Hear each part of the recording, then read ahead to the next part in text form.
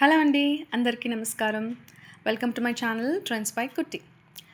మీరు ఎప్పుడైనా ఒకే శిలలో శ్రీరాముల వారు, సీతమ్మ వారు, లక్ష్మణుడు కలిసి ఉన్న ఆలయాన్ని చూసారా? అది కూడా మన ఆంధ్రప్రదేశ్లో ఉండడం చాలా స్పెషల్ కదండి. నేను ఇప్పుడు రాజంపేట నుండి ట్రావెల్ చేసి వచ్చి ఈ ఒంటిమిట్ట టెంపుల్లో ఉన్న సీక్రెట్స్ ఏంటి, ఈ ప్లేస్ ఎందుకు అంత ఫేమస్ అయింది, ఇవన్నీ ఈ వీడియోలో చూపిస్తాను. స్కిప్ చేయకుండా లాస్ట్ వరకు చూడండి, ఎందుకంటే ఇక్కడున్న ఒక ఇంట్రెస్టింగ్ స్టోరీ మిమ్మల్ని సర్ప్రైజ్ చేస్తుంది. మరి ఇంకెందుకండి ఆలస్యం లేకుండా వీడియోలోకి వెళ్ళిపోదామా? సో నేను ఈరోజు మీకు చెప్పబోయే ఆలయం ఏంటి అంటే ఒంటిమిట్ట శ్రీ కోదండరామస్వామి వారి ఆలయం గురించి. ఈ ప్లేస్కి రాజంపేట నుండి నేను ట్రావెల్ చేశానండి. రాజంపేట నుండి ఒంటిమిట్టకి సుమారు 20-25 కిలోమీటర్లు ఉంటుంది. సో అక్కడి నుంచి ట్రావెల్ చేస్తూ వస్తుండగా ఒక అందమైన మూమెంట్ ఏంటంటే, రాజంపేట నుండి వస్తుండగా అక్కడ ఒక బ్రిడ్జ్ ఉంటుందండి. ఆ బ్రిడ్జ్ పేరు నందలూరి బ్రిడ్జ్ అంటారు. సో అక్కడ రివర్ ఉంటుంది, చెయ్యూరు రివర్ అని. సో ఆ బ్రిడ్జ్ మీద నుండి చూస్తే రివర్ కానీ, గ్రీనరీ, ఓపెన్ స్కై చాలా బాగుంటుందండి. చాలా పీస్ఫుల్గా ఫీల్ అవుతుంది. అక్కడ షార్ట్గా ఆగితే మీ జర్నీ ఇంకా మెమొరబుల్గా ఉంటుంది. కడప నుండి వచ్చే వాళ్ళైతే కడప నుండి చూస్తే ఆ ఆలయం కడపకి అప్రాక్సిమేట్గా 25 కిలోమీటర్స్ డిస్టెన్స్లో ఉంటుందండి. కాబట్టి ఈజీగా రీచ్ అవ్వచ్చు. ఇప్పుడు ఈ ఆలయం స్పెషల్ ఏంటి అని చూద్దాం. ఇక్కడ శ్రీరాముల వారు, సీతమ్మ వారు, లక్ష్మణస్వామి ముగ్గురు ఒకే శిలలో ఉంటారండి. అదే సింగిల్ స్టోన్లో కలిసి ఉంటారండి. ఇది చాలా రేర్గా కనిపించే విషయం. ఇంకా ఈ ఆలయానికి ఒంటిమిట్ట అనే పేరు ఎలా వచ్చిందో ఒక ఇంట్రెస్టింగ్ స్టోరీ ఉందండి. పురాణ ప్రకారం ఒంటుడు మరియు మిట్టుడు అనే ఇద్దరు దొంగలు ఉండేవారంట.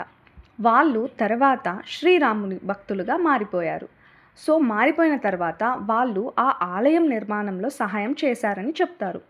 అందుకే ఈ ప్లేస్కి ఒంటిమిట్ట అనే పేరు వచ్చిందని నమ్ముతారు. ఇప్పుడు అందరూ అడిగే మెయిన్ క్వశ్చన్ ఏంటంటే, ఈ ఆలయం ఎంత పురాతనమైనది? చరిత్ర ప్రకారం ఈ ఆలయానికి 1000 సంవత్సరాల కన్నా ఎక్కువ చరిత్ర ఉందండోయ్. తర్వాత విజయనగర సామ్రాజ్యం కాలంలో ఈ ఆలయాన్ని డెవలప్ చేసి ఇప్పుడు మనం చూస్తున్న గ్రాండ్ స్ట్రక్చర్ని కట్టించారు. ఇప్పుడు ఆలయ ఆర్కిటెక్చర్ గురించి మాట్లాడుకుందాం. ఆలయంలో ఉన్న గోపురం కానీ, మండపం కానీ, స్టోన్ పిల్లర్స్ కానీ అన్నీ చాలా అద్భుతంగా ఉంటాయండి. పిల్లర్స్ మీద మన చెక్కిన శిల్పాలైతే చూస్తే అప్పటి కళాకారులు ఎంత టాలెంటెడ్ అని కనిపిస్తుంది. ఆలయం చుట్టూ తిరుగుతూ చూస్తే చాలా పీస్ఫుల్గా ఉంటుంది, మనసుకు చాలా శాంతి కలుగుతుంది.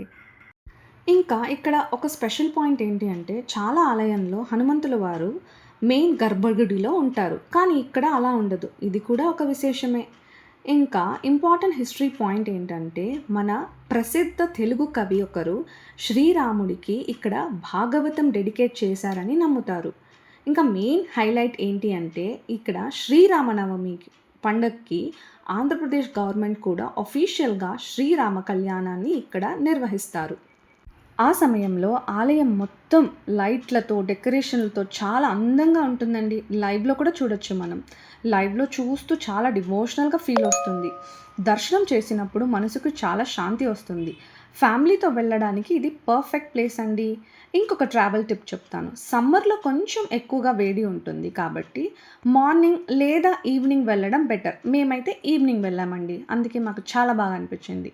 సో మీ ఫ్రెండ్స్కి ఛాన్స్ దొరికితే తప్పకుండా ఒంటిమిట్ట ఆలయాన్ని విజిట్ చేయమని చెప్పండి. రాజంపేట నుండి ట్రావెల్ చేస్తే నందలూరు బ్రిడ్జ్ దగ్గర చెయ్యూరు రివర్ వ్యూ మాత్రం మిస్ అవ్వకండి. మీ అందరికీ ఈ వీడియో నచ్చినట్లయితే లైక్ చేయండి, మీ ఫ్రెండ్స్తో షేర్ చేయండి. ఇంకా ఇలాంటి వీడియోస్ కోసం మన ఛానల్ ట్రెండ్స్ బై కుట్టిని సబ్స్క్రైబ్ చేయండి. మర్చిపోకండి. Thanks for watching.